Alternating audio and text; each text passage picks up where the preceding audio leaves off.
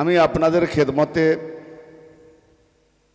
কোরআন কালামুল্লাহ শরীফ হতে সূরা আল ইমরান হতে 31 নম্বর আয়াতে কারিমা তেলাওয়াত করার প্রয়াস নিয়েছি।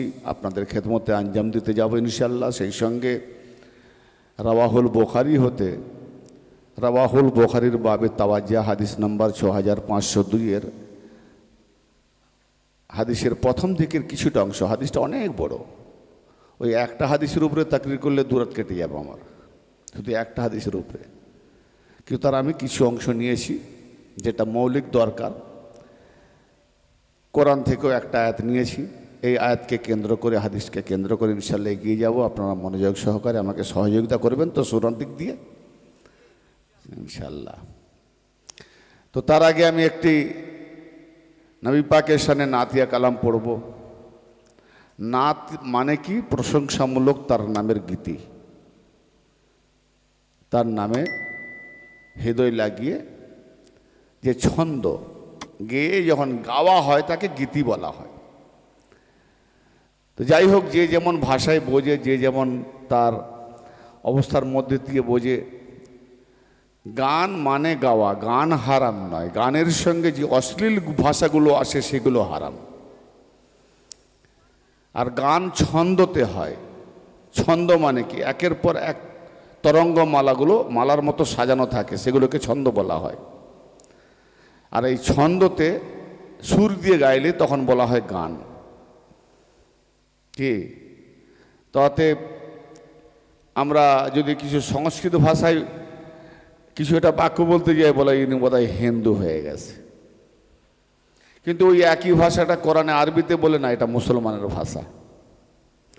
যেমন সনাতন, সনাতন মানে শান্তি, আর ইসলাম, ইসলাম মানে শান্তি। তফাৎ কিন্তু মানের দিক দিয়ে এক নয়, ভাষার দিক দিয়ে তফাৎ হয়ে গেল। একটা সংস্কৃত ভাষা, একটা আরবি ভাষা।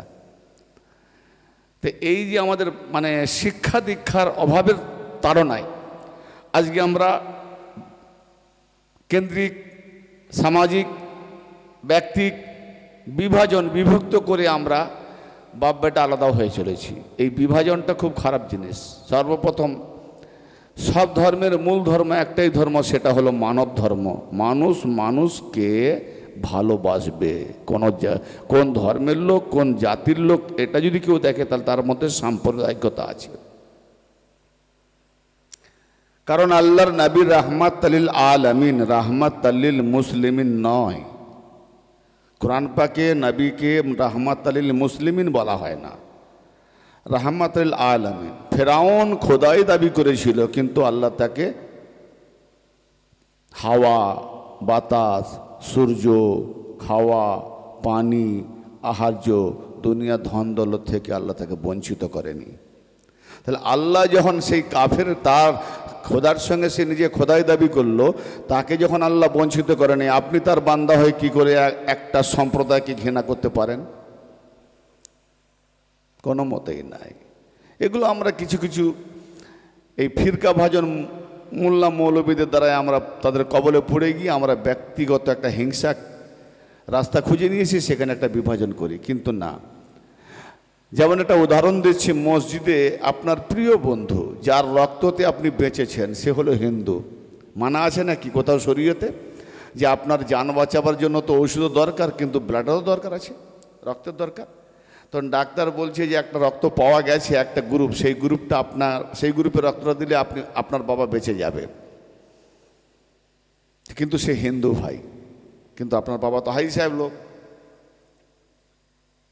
হালাল হারাম বেঁচে খায়। তো হিন্দু ভাইয়ের বলে ভাই ব্লাড ব্লাড, রক্ত রক্ত। এখন ওষুধ যে আমাদের কাছে আসে, আমরা কি দেখি নাকি ওটা হালাল না হারাম? রোগ ভালো হবে ওষুধ খেতে হবে, তাই না? ও সাপ বানানো হয়েছে না শুয়ারের চর্বি দিয়ে বানানো হয়েছে না গরুর চর্বি দিয়ে বানানো হয়েছে, এগুলো কি আমরা তল্লাশি করি? কিন্তু ঔষধ, রোগের জন্য ঔষধ খাওয়া হালাল। জান বাঁচাবার জন্য কোন প্রাণী, কোন জাতি, কোন জাতের, কোন গোষ্ঠীর, কে কাফের, কে মোমেন, এটা আপনি দেখলে তাহলে আপনি কবরে যাবেন। তো হিন্দু ভাই শরীরে যদি মুসলমানের রক্ত লাগে তো সেই রক্তটা দিয়ে তার প্রাণ বাঁচান। তাহলে কি হলো? সর্বপ্রথম মানুষকে ভালোবাসার নাম হলো আসল ধর্ম। ঠিক না বেঠিক ভাই? আগে বাঁচো, তারপরে তো ধর্ম করবে নাকি? আমি না বাঁচলে ধর্ম কে করবে? হ্যাঁ, তা আমি যদি কোনো হিন্দু ভাই রক্ত ইনকার করি, না লোবো না, তাহলে মারা গেলাম, তো আমার ধর্ম থাকলো কোথায়? আমার কথা বুঝে যাচ্ছে না? খুব কনফিউজ হয়ে যাচ্ছেন মনে হয়। হ্যাঁ, কেন চুপ করে থাকার নামই হচ্ছে কনফিউজ হয়ে যাওয়া। জি, তো আজকে আমরা এই ব্রাহ্মণ আর মোল্লা সাম্প্রদায়িক তাড়নায় পড়ে আজকে আমরা বিভাজন করে চলেছি।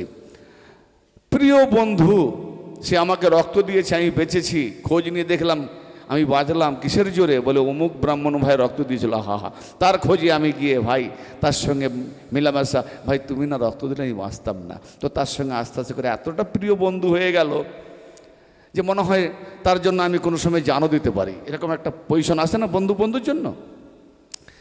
তো মসজিদে ইবাদত করছি, সেই ব্রাহ্মণ ভাই বন্ধুর খাতিরে মহব্বতে মসজিদে ঢুকে যাবে। ঢুকে গেলে আপনি কি বলবেন? এই ভাই বন্ধু বন্ধু বাইরে আছে, এটা আমাদের ধর্মস্থান, এখান থেকে তুই একটু বাইরে যা, আমি ইবাদত করে বেরোবো, তারপর তোর সঙ্গে কথা বলবো। এখন মসজিদে এটা তোর জায়গা নয়, এটা তোর জায়গা নয়, তাই না? তো মসজিদ হিন্দু ভাইকে স্থান দেয় না, আবার মন্দিরে মুসলমান ভাইকে স্থান দেয় না। কিন্তু আল্লাহ পাক তার নবীকে পাঠিয়েছেন, ওমা আরসালনাকা ইল্লা রাহমাতাল আলামিন। নবী পাকের রহমতের দরবারে হিন্দু মুসলিম জৈন খ্রিস্টান সারা বিশ্বের মানুষ স্থান পায়। জোরে বলুন সুবহানাল্লাহ। আর সেই রঙের রঙ্গিত আজকে খাজা আজমির বাবার দরগাতে গিয়ে দেখুন, প্রত্যেকটা অলির দরবারে গিয়ে দেখুন, সেখানে কোনো হিন্দু মুসলিমের বিভাজন নাই, অলির দরবারে সবাই প্রিয় ভাজন। তা আমরা কোন পথে চলবো? সাম্প্রদায়িক পথে? কত ভালো লাগছে। আল্লাহু আকবার। বোঝানো ভুল হলে মাফ করবেন।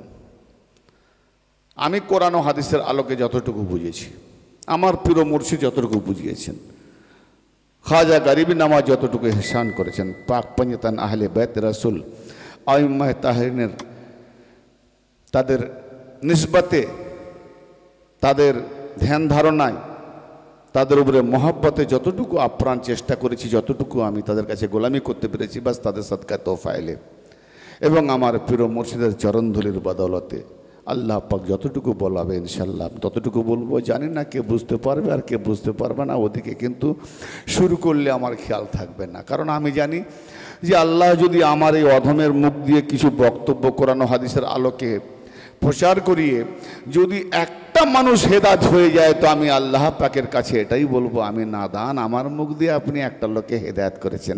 আল্লাহকে কিছু তো করতে পারিনি, বাস এটাই একটা নুরানি ফুল। তাহলে সে ফুলটা আল্লাহর কাছে কত দান হয়ে যাবে ইনশাল্লাহ। আসুন, হামদ है अल्लाह की जाहिर है बिस्मिल्लाह से, खुदा जो देता है वो मिलता है रसूल अल्लाह से। আমরা যতই তারিফ প্রশংসা যা কিছু করি না কেন, বিসমিল্লাহ ছাড়া শুরু হয় না। আল্লাহর প্রশংসা করব, কিন্তু বিসমিল্লাহ না হলে হবে না। আর বিসমিল্লাহ মানে আল্লাহর নামে শুরু, কিন্তু আল্লাহর নামটা কি সেটাই তো জানি না। আল্লাহর নামে শুরু, আল্লাহর নামটা কি? বলে আল্লাহর নাম আল্লাহ। আর আমার নবী এসে বলেছেন আল্লাহ, তার আগে তো একটা নাম ছিল। জি, তো সেই নামটা জানতে হবে কার কাছে? মাদ্রাসায় পাবো? যদি মাদ্রাসায় ডিগ্রি ধারী আলেম হলে বা ডিগ্রি লাভ করলেই যদি আল্লাহ পাওয়া যেত, তাহলে আল্লামা মাওলানা জালালউদ্দিন রুমি রহমাতুল্লাহ আলাইহি তৎকালীন যুগের 7 গাড়ি হাদিসের হাফেজ হওয়া সত্ত্বেও উনি যখন হযরতে শামস তাবরেজ রহমাতুল্লাহ আলাইহির কাছে গিয়ে তার নিসবত অর্জন করলেন, সম্পর্ক অর্জন করলেন, তখন উনি বললেন, ইস আমি এর আগে সম্পূর্ণ আলেমের দাবি করলেও কাফের ছিলাম, মুসলমান ছিলাম না। শামস তাবরেজের হাতে হাত দিয়ে এইমাত্র আমি মুসলমান হলাম। জোরে বলেন। আর আমরা তো ভাবি যে মুসলমান ঘরে জন্ম হলেই মুসলমান হয়ে গেলাম, তাই না? তো তাই যদি হয়, মুসলমান ঘরে জন্ম হলে যদি মুসলমান হয়ে যায় তাহলে সূরা আল ইমরানে কেন আল্লাহ পাক বলছেন 101 নম্বর আয়াতে, ইয়া আইয়ুহাল্লাযীনা আমানুত্তাকুল্লাহা হাক্কা তুকাতিহি ওয়া লা তামুতুন্না ইল্লা ওয়া আনতুম মুসলিমুন। হে ঈমানদারেরা, তোমরা আল্লাহকে ভয় করো, ভয় করার মতো করো, এবং তোমরা মুসলমান না হয়ে মৃত্যুবরণ করো না। তার মানে আমরা ঈমানের দাবি করতে পারি। ঈমান মানে কি? মেনে নিয়েছি আল্লাহকে। মুসলমান ঘরে যেই জন্ম হবে, কে এমন আছে যে সে মানে না আল্লাহকে? আল্লাহকে মানে, রসুলকে মানে, কোরআন মানে, উসুল মানে, দিন মানে, নামাজ মানে, রোজা মানে, হজ মানে, জাকাত মানে, সবই মানে। তাই আল্লাহ বলছে, হে ঈমানদাররা, হে মাননেওয়ালারা, মেনে তো নিয়েছো, ইত্তাকুল্লাহ, আল্লাহকে ভয় করো। আল্লাহকে ভয় করতে কেন বলা হলো? নিশ্চয়ই তার কিছু আমালিয়াত আছে, আল্লাহর অনুসরণ করতে হবে। মানলে হবে না, অনুসরণ করতে হবে। তো আল্লাহকে দেখি না, অনুসরণ তাকেই বলে যে একজন চলছে, তার পথ অনুসরণ করে আমি চলবো, এটাকে বলা হয় অনুসরণ।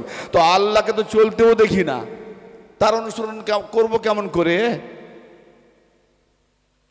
আল্লাহু আকবার বলে নামাজ পড়ে নিলাম, সেজদা দিলাম, রুকু করলাম, উঠলাম, বসলাম, সব কিছু করলাম, কিন্তু আল্লাহ পাকের অনুসরণ করবো কেমন করে? তাহলে তার অনুসরণ করতে গেলে তার নমুনা আল্লাহ পাঠিয়ে দিয়েছে। জোরে বলা যাবে না? তাহলে আল্লাহর অনুসরণ করার জন্য আল্লাহ পাক তার নমুনা পাঠিয়ে দিয়েছেন। সেই নমুনাকে ধরে আজকে আমি কিছুক্ষণ বক্তব্য রাখবো ইনশাআল্লাহ। তাই স্যার কি বলছে উর্দুতে, যে হামদ है अल्लाह की जाहिर है बिस्मिल्लाह से, खुदा जो देता है वो मिलता है रसूल अल्लाह से, बाज़ूज हुब्ब मोहम्मद सल्लल्लाहु ताला अलैहि वसल्लम, बाज़ूज हुब्ब मोहम्मद कामिल ईमान हो नहीं सकता, खुदा को मानने वाला वो मुसलमान हो नहीं सकता। आजाजिल खुदा छड़ा काउके माने? आजाजिल আজাজিল সাহেবকে চেনেন? চেনেন না? জানেন তো? ইবলিস, তার আগে নাম ছিল আজাজিল। আমি ইবলিস তো পরে বলছি। ইবলিস মানে কি? বিতাড়িত। ইবলিস সাইদা না করার পরে নাম রাখা হলো। জি, তার আগে ছিল আজাজিল, সে এখনও আজাজিল আছে। আমার কারো নাম তহিদুল, তো তহিদুল সবাই জানে, কিন্তু চুরি করতে গিয়ে ধরা পড়ে গেল, আর কেউ তহিদুল বলে না, কিরে চোর, তাই না? কিন্তু তার তহিদুল নামটা কি মিটে গেল? তো আজাজিল নাম তো মেটে নাই। যে কোনো একটা খারাপ কর্ম করার পরেই তার নাম তখন হয়ে যায় সেই কর্মের উপরে, তাই না? চুরি করলে চোর বলে, ডাকাতি করলে ডাকাত বলে, খুন করলে খুনি বলে, তাই না? এক একটা। আবার ডিগ্রি মাস্টার ডিগ্রি লাভ করলে মাস্টার বলে। তো নাম তো তার আলাদা আছে না? আমি বুঝাতে পারছি? তো ডিগ্রি আলাদা, কেউ খারাপ ডিগ্রি অর্জন করে, কেউ ভালো ডিগ্রি অর্জন করে, তো ওটা আজাজিলের ডিগ্রি, ইবলিস। আর যে পড়াশোনা করে মাস্টারি ডিগ্রি লাভ করেছে তাকে মাস্টার বলা হয়। ডাক্তারি ডিগ্রি লাভ করেছে তাকে ডাক্তার বলা হয়, পুলিশ বলা হয়, প্রফেসর বলা হয়, অ্যাডভোকেট বলা হয়, সব ডিগ্রি, কিন্তু তার নাম তো আলাদা না। তো আজাজিল সে কি আল্লাহ ছাড়া আর কাউকে মানে? তার মতো কেউ কোনো এরকম আলেম আজ পর্যন্ত হয়েছে বা কিয়ামত পর্যন্ত হবে যে ও তার থেকে বেশি আল্লাহকে মানবে? তাহলে সে বলছে আমি তো এখনো পর্যন্ত মানতেছি, সে এখনো পর্যন্ত যে আল্লাহ তুমি আমাকে বিতাড়িত করে দিলেও আমি তোমাকে মানি, কেন সে এই গুণটা জানে তুমি আমায় সৃষ্টি করেছো, তুমি আমার স্রষ্টা। সে আজও পর্যন্ত আল্লাহ জিকির ভোলে না, কিন্তু আল্লাহ তাকে খেতাব দিয়ে দিয়েছে তুই আমার জিকির করলে আমার প্রিয় ভাজন হতে পারবি না। আমি যাকে নমুনা করে আমার নমুনা করে পাঠিয়েছি সেই নমুনার যদি গোলামি না করবি তাহলে তুই বিতাড়িত থাকবি। তা আল্লাহ মাননেওয়ালা তার থেকে বড় আলেম কেউ নাই। আজাজিল সব থেকে বড় আলেম। কটা ভাষার আলেম সে? সারা পৃথিবীতে কত ভাষা আছে জানা আছে? এমনিতেই তো আমরা দেখতে পাই ইতিহাস সূত্রে 144টা, তার উপরে আবার যেগুলো ইতিহাসের বাইরে আছে অগণিত, কিছু কিছু এমন ভাষা বুঝতেই পারি না, কড়মড় করে কি বলে ফেললো। হ্যাঁ, তো আজাজিল কি বলেছে আল্লাহর সঙ্গে, কীরকম মোজাদালা করেছে যে আমি তোর কায়নাতের মধ্যে প্রত্যেকটা মানুষের সেরা উপসেরাতে দখল করে তাদেরকে গুমরাহ করব। অতএব গুমরাহ তাকে করবে যার ভাষা বোঝে। আমি যদি আপনার ভাষা না বুঝি তো আপনার সঙ্গে মিশতে পারবো? তাহলে আজাজিল প্রত্যেকটা ভাষা জানে, তাহলে কত বড় আলেম। আজকে আমরা 5টা ভাষা জানলে 5 ডিগ্রি পঞ্চভাষী আলেম, 5টা ভাষায় ওয়াজ করে, তাই না? বলি না, কি বিরাট খেতাব। আজাজিল কত বড় খেতাব, সমস্ত ভাষা জানে, প্রত্যেকের স্বভাব চরিত্র জানে, প্রত্যেকের তার মন মস্তিষ্ক পা থেকে মাথা থেকে পা পর্যন্ত তার পুরো সম্পূর্ণ গুণ গরিমা জানে। একে কোন কৌশলে কোথায় আর উইক পয়েন্ট আছে সেই জায়গাটায় একে আক্রমণ করলে ঘায়ল হয়ে যাবে। তাহলে আজাজিল বিশ্বের সমস্ত ভাষা না জানলে, যে যার ভাষা জানবে না সে জাতি থেকে কি গুমরা করতে পারবে না কি? কারণ সে কি ভাষা বলছে আজাজিল যদি বুঝতে না পারে গুমরা করতে পারবে?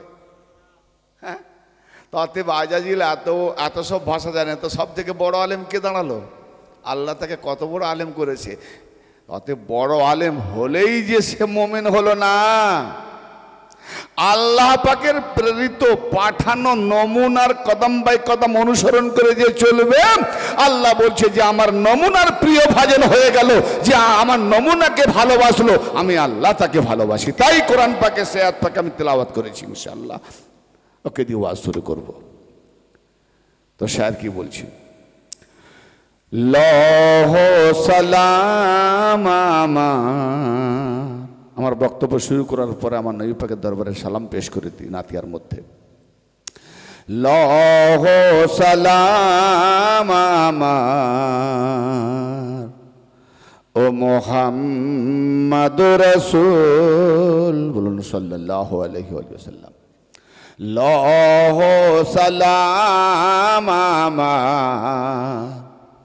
ও মুহাম্মাদুর রাসূল, আমার দরুদ সালাম, আমাদের দরুদ সালাম করো গো কবুল।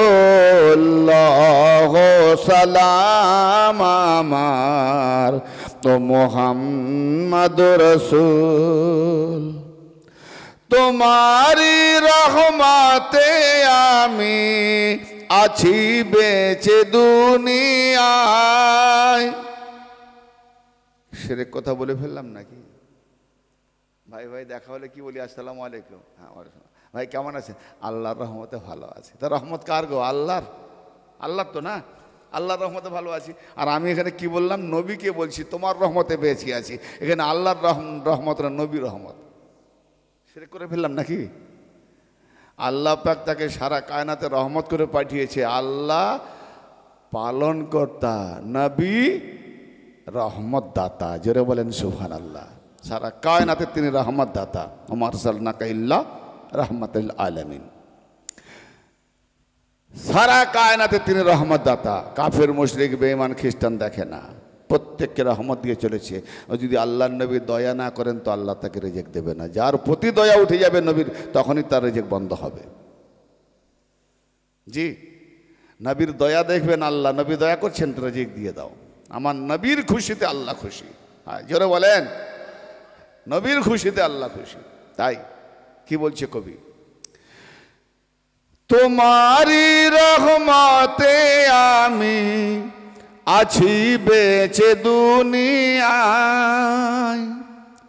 দিবে হাসরেতে দেখা আমার ইশকের সাধনায়, দিবে হাসরেতে দেখা আমার ইশকের সাধনায়, পার করে দিও আমায়, পার করে করে দিও আমায় পুল সিরাতের পুল রহো সালাম আমার ও মুহাম্মদ রাসূল লহো সালাম আমার ও মুহাম্মদ রাসূল তুমি কমলিওয়ালা আমার তোমারি তুলনা নাই খোদার দিদার পাবে সবাই পাবে তোমার বাহানাই। এটা কি বোঝা গেল?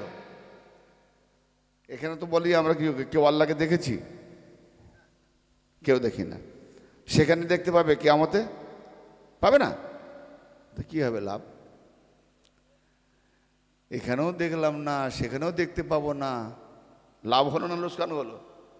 এতদিন তার ইবাদত করলাম, সেখানেও দেখতে পাবো না। আরে আল্লাহ সেদিন জান্নাতীদেরকে দেখা না দিয়ে জান্নাতেই পাঠাবে না, জোরে বলেন।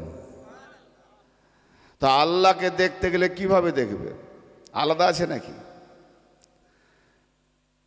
ঘরের ভেতরে ঘুমোচ্ছেন, যা মনে হয় 7-8টা বেজে গেল, সূর্য ওঠে 5টায়, 7-8টা বললো কেন না?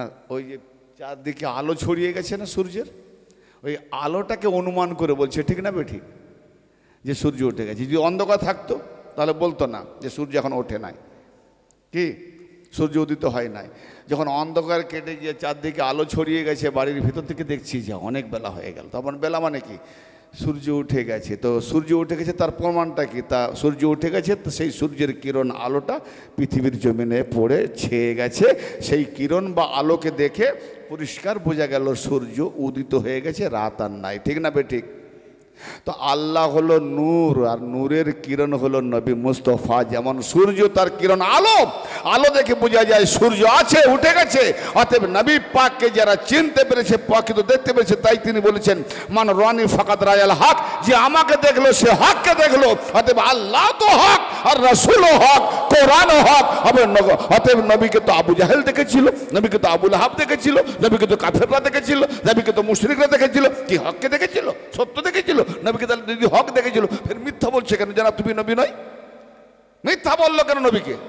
অতএব নবীর মধ্যে তারা নিজের আমিত্বটাকে সর্বোচ্চ করে নবীকে নিচ মনে করে মিথ্যাবাদী মনে করেছিল। কিন্তু যারা নবীকে প্রকৃতভাবে দেখেছে, নবীর থেকে নূর নিয়ে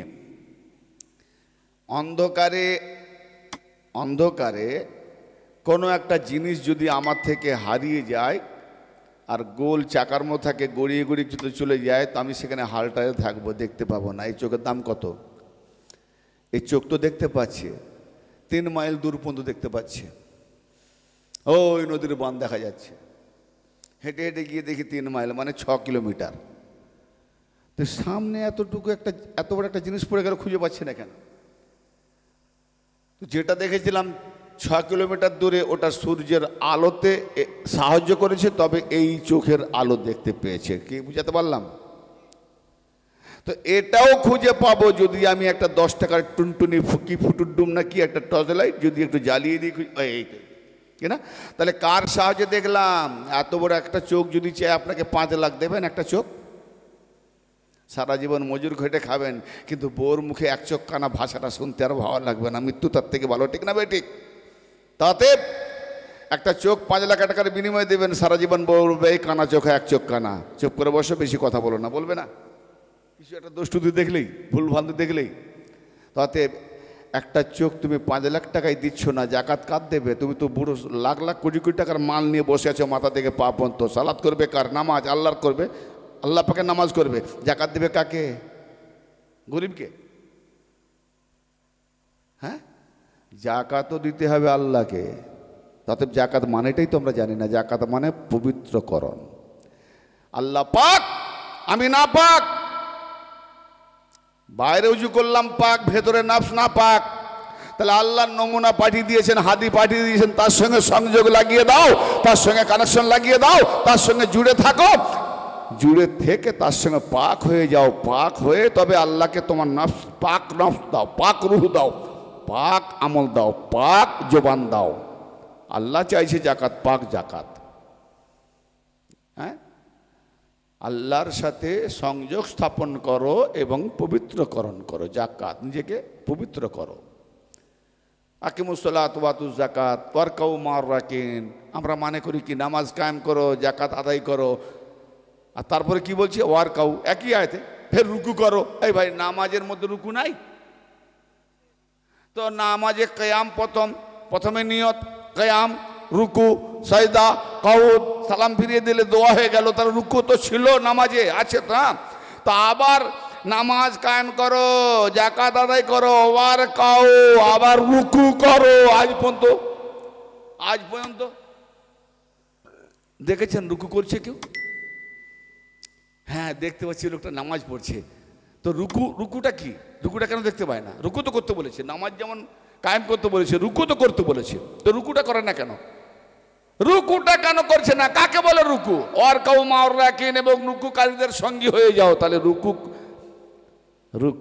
রুকুটা চিনতে হবে, রুকুটা জানতে হবে। ওটা বসার নাম রুকু নয়, এটা লৌকিক ঝোঁকা হলো।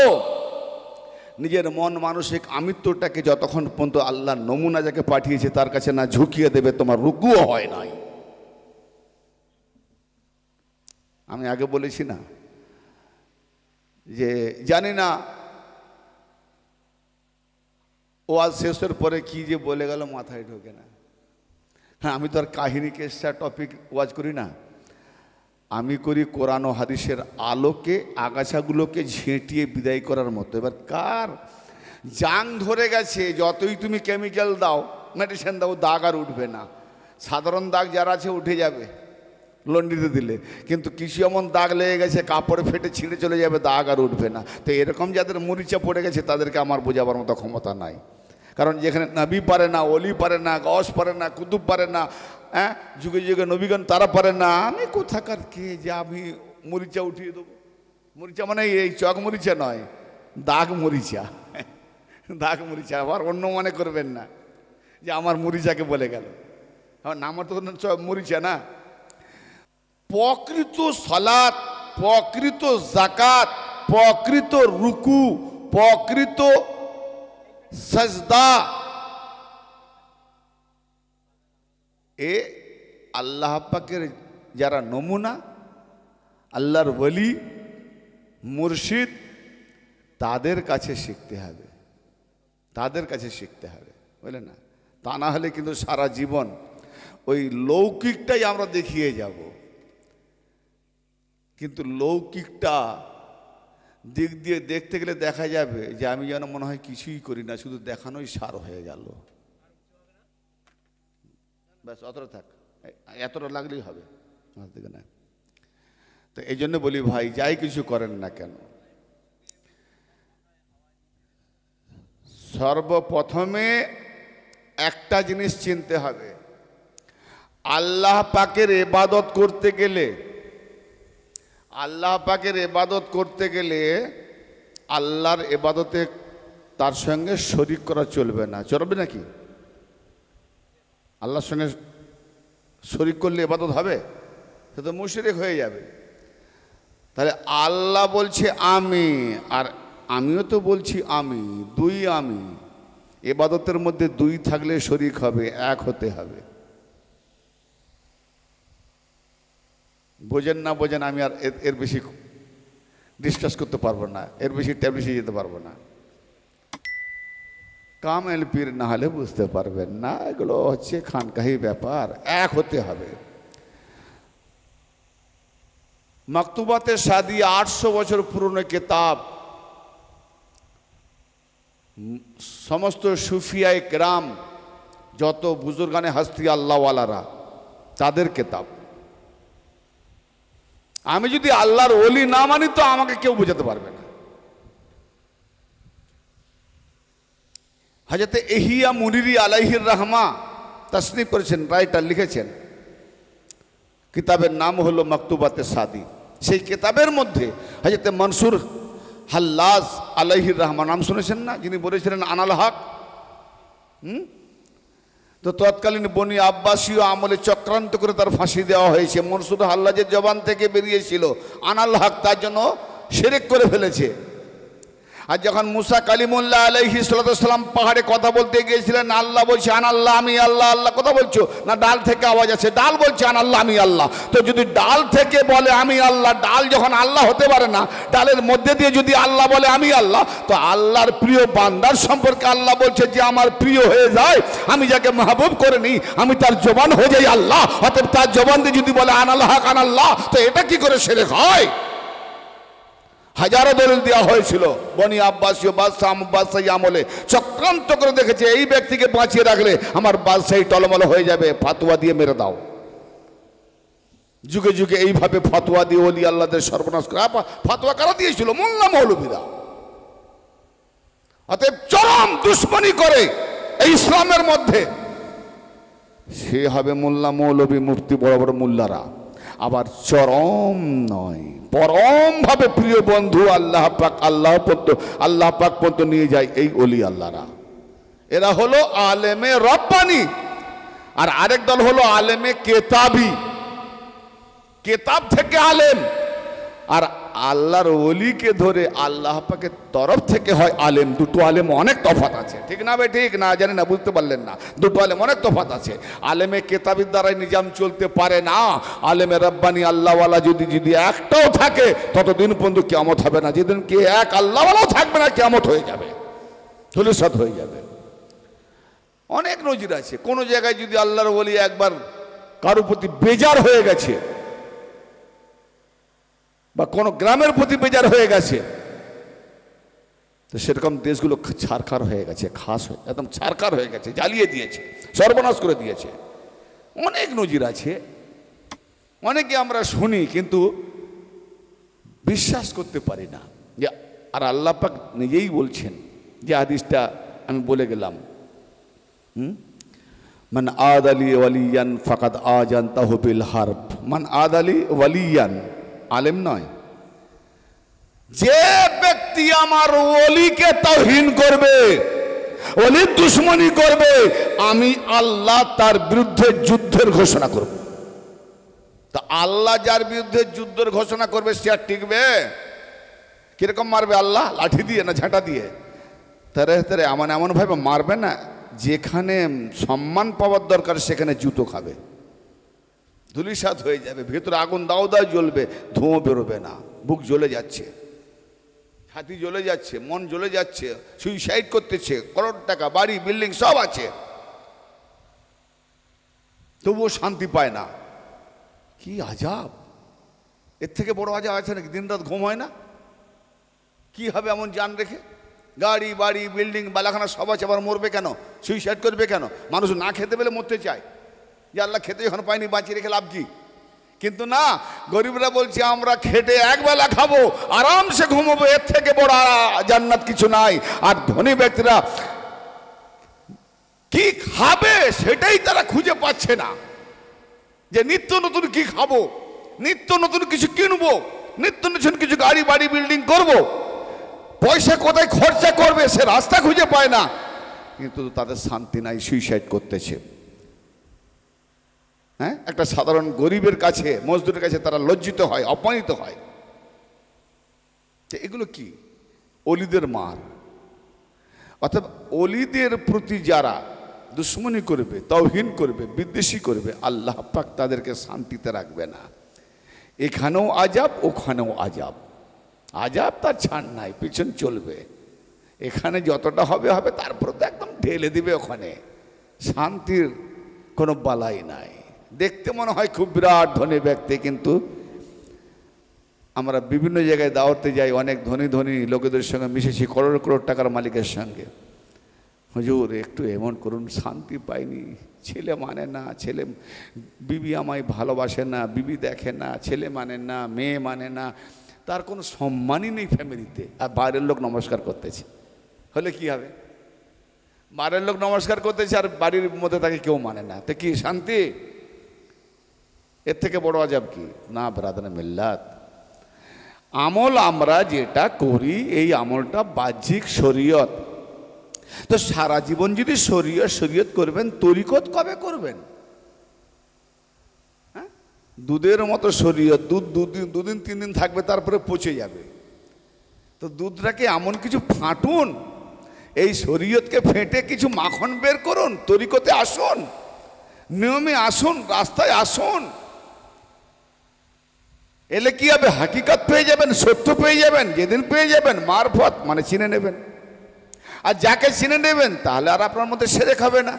যে না দেখতে পায় সে শয়তানও যদি সেজে আসে তাকে বলবে আলেম, আমার হুজুর। আর যে চিনে গেছে, জেনে গেছে, হাজারো ড্রেস পরে এলো, হাজারো তার সুরত পাল্টালো, সে যে চিনে গেছে তাকে ধোকা দিতে পারবে না। তো শরীয়ত শরীয়ত বললে হবে? তরিকত কবে করবেন? আল্লাহ জিজ্ঞেস করবে না? আমি কি একটা ইলম পাঠিয়েছি? আমার নবী বলছেন আনা মাদিনাতুল ইলম আলিন বাবুহা মান আরাদাল মাদিনাতা ফালিয়াতিল বাব। আমি ইলমের শহর, আলী দরওয়াজা। যে ব্যক্তি ইলম অর্জন করতে চায় আমার কাছে এসে সে যেন আলীর কাছে যায়, না মাদ্রাসায় যায়। কোনটাই বলেছে? মাদ্রাসা হলো আক্ষরিক শিক্ষা, আর আল্লাহর নবীর কাছে যেটা এসেছে এই আক্ষরিক কিতাব আসে নাই। নবী পাক যেটা বলেছেন অক্ষর দিয়ে লেখা হয়েছে। তাহলে এই যে ভাষা দিয়ে লেখা হলো, আল্লাহর নবী মুখ জবানি নিঃশুদ্ধ বাণী বলেছেন, রাইটার লিখেছে। তাহলে যে ভাষাটা আরবি ভাষাতে লেখা হলো, আরবি ভাষাটা আগে থেকে না নবী পাকের ইলম এসেছে যখন, ওটা আগে থেকে? কোনটা? ভাষা আগে থেকে, নবী আসেনি, আরবি ভাষা আগে থেকে। কিন্তু ইলম এসেছে নবী পাক যখন জাহের হয়েছেন, তো ইলম এসেছে। তাহলে ইলম পরে, তাহলে ভাষা আগে, ওই ভাষাটা ছিল, ইলমটা লিখেছে। তাহলে ভাষাটা দেখলে হবে না। নবী পাকের কাছে যে ইলমটা এসেছে, আল্লাহর কোনো ভাষা হয় না, খালি বুঝাবার জন্য একটা আইটেম, মিসাল, দৃষ্টান্ত ভাষা দিয়ে বোঝানো। প্রেমের কোনো ভাষা হয় না, মহব্বতের কোনো ভাষা হয় না। যে কি দেখে ভালোবাসলি জবাব দিতে পারবে না। পারবে? তুই যে ওর জন্য মরতে যাচ্ছিস, কি দেখে ভালোবেসেছিস? জবাব নাই, এখানে কোনো ভাষা নাই। তো আল্লাহওয়ালা যখন কেউ পেয়ে যাবে, তো আল্লাহওয়ালার কাছে যখন তার মুরিদ আর পীর দুটো একাকার হয়ে যাবে, মহব্বতে মিলন হবে, তখনই সে বলবে আনাল হক, আমি হক দেখে নিয়েছি। তার কাছে হাজার মুলবি সাহেব ফতোয়া দিলেও সে কারো ফতোয়া পরব করবে না। তুমি কি দেখে পড়ে আছো বলে তুমি বুঝবে না, তোমাকে ভাষাতে বললেও তুমি বুঝতে পারবে না, ভাষা নাই। তো ব্রাদার মিল্লাত বড় উচ্চাঙ্গের কথা, আর এই উচ্চাঙ্গের কথাটা এসে জায়গাটাও নয়। কারণ আমাদের মেদিনীপুরে ঘরোয়া মিলাদ করলে এখন 50-60টা লোক হয়ে যায়, বুঝেছেন না? তো আমরা কি শিখতে চলেছি, কে কি বলছে, কি বুঝাচ্ছে, ওটা ফলো করলে হবে না। আমার একটা বিবেক আছে, তো আমি কে? প্রশ্ন আমাকে জাগে না, আমি কে? এই হাত কার? এটা কার? এটা কার? এটা কার? মাথা কার? কান কার? মাথা থেকে পা পর্যন্ত একটা একটা করে জিজ্ঞেস করলাম, ঘন্টা 5 ধরে। কার? সব কি বলল? আমার। এক উত্তর, আমার। তোমার নাম কি? তহিদুল।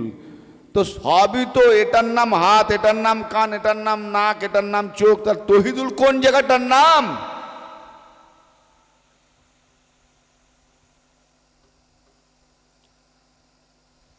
এটা আছে আঙুল, এর নাম আঙুল, আঙুলের 4টে গাঁট, তাহলে গাঁট নাম হলো।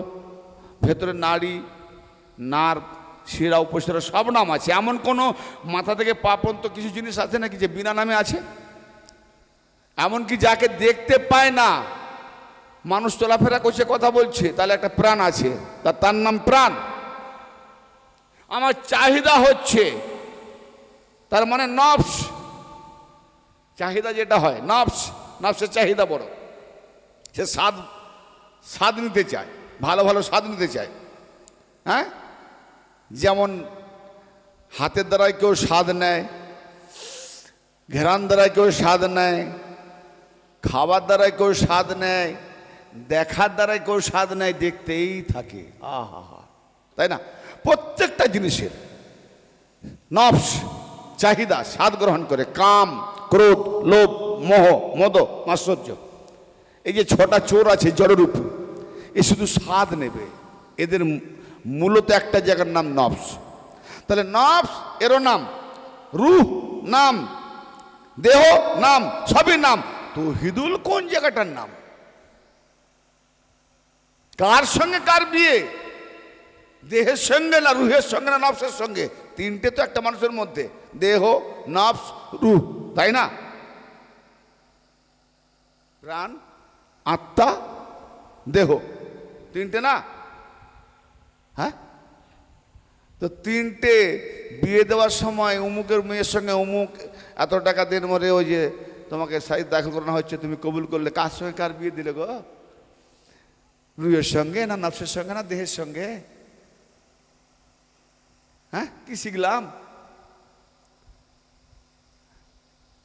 আপনারা শুনছেন যে তো কিছু নামাজ রোজা হজ জাকাতের, ভাই আমি তো নামাজ রোজা সবই করব।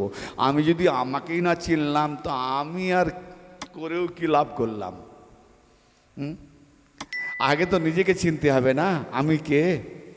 তবে তো আমি সেই, আমি আল্লাহ আমির কাছে যাবে, আল্লাহ আমির ইবাদত করবে।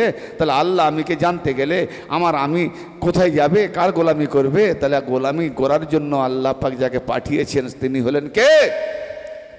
কুল, হে নবী আপনি বলে দিন, কুল, হে নবী আপনি বলে দিন, হে রাব্বুল আলামিন, আপনি কি বলতে পারেন না? ভাইজান আল্লাহ কি না পারে? আল্লাহ সব পারে। হ্যাঁ না কিছু বলছেন না কেন রে বাপ? আমি আগে তো বললাম যে একটু সহযোগিতা করবেন, দেখছি আমার মনে হয় সব কনফিউজ হয়ে যাচ্ছে। সহযোগিতা করবে তো দূরের কথা, তাই না? মানে ভাবান্তরে ডুবে গেছে। এত ভাবান্তরে ডুবে গেলে তাহলে তো আমার ওয়াজ শেষ।